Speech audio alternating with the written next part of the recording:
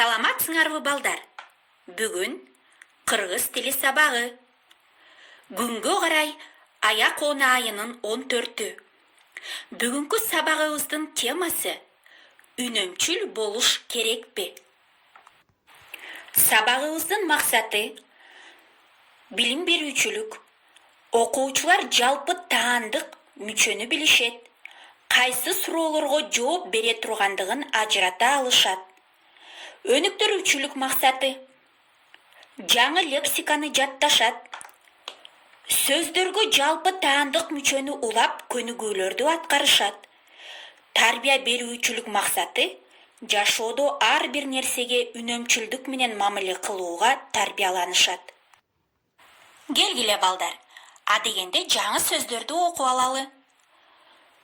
Суу түтүгү, водопровод, суу чоргосу, водопроводный кран, чыгым, расход, келечек, будущее, маани, смысл, үнөмчүл, бережливый, үнөмдө, береги, экономи, үнөмдүү, экономичный, үнөмдөш керек, надо беречь, надо экономить, корот, трать, ыргыт, выкинь.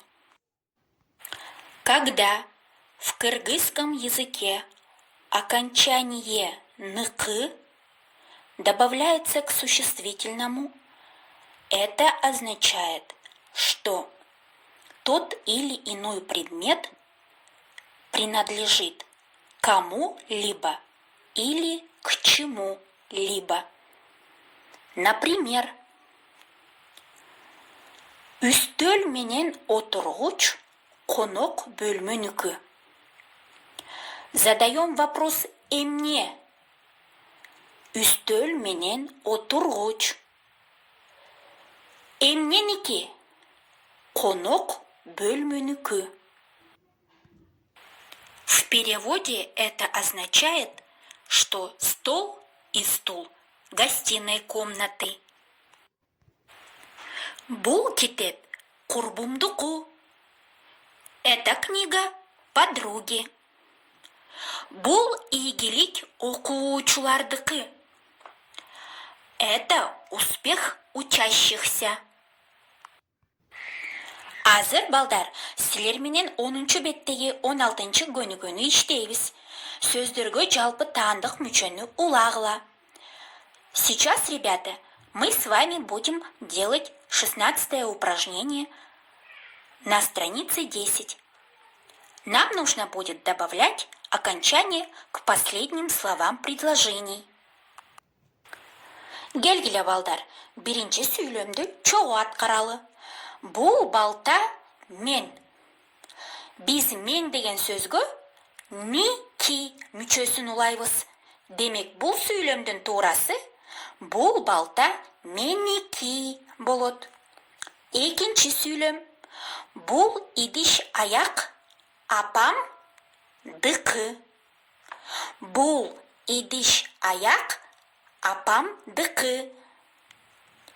Үчүнчү сүйлөм. Бул отургуч мектеп тики. Бул отургуч мектеп тики. Калганын балдар өзүңөр аракет кылып, аткарганга шашылгыла.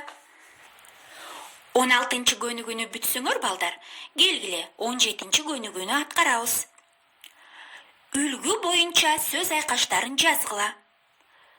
Китепкананын китептери. Китептер китепкананыкы. Ата энемдин акчасы. Акча ата энемдики. Үй бүлөнүн чыгымдары. Чыгымдар үй бүлөнүкү. Карагыла балдар.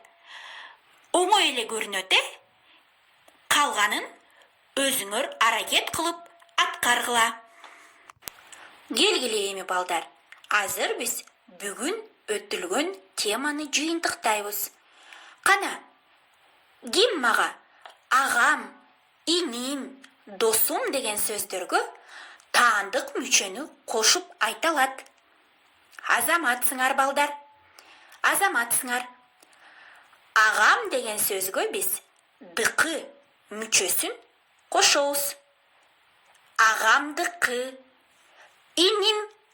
инимдики, досумдуку болот туурасы. Бүгүнкү сабагыбыз соңуна келип жетти балдар.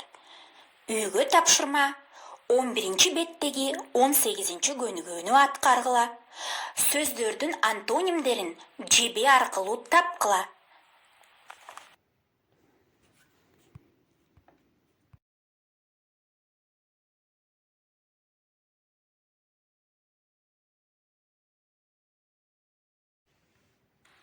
Саламатта тургула балдар.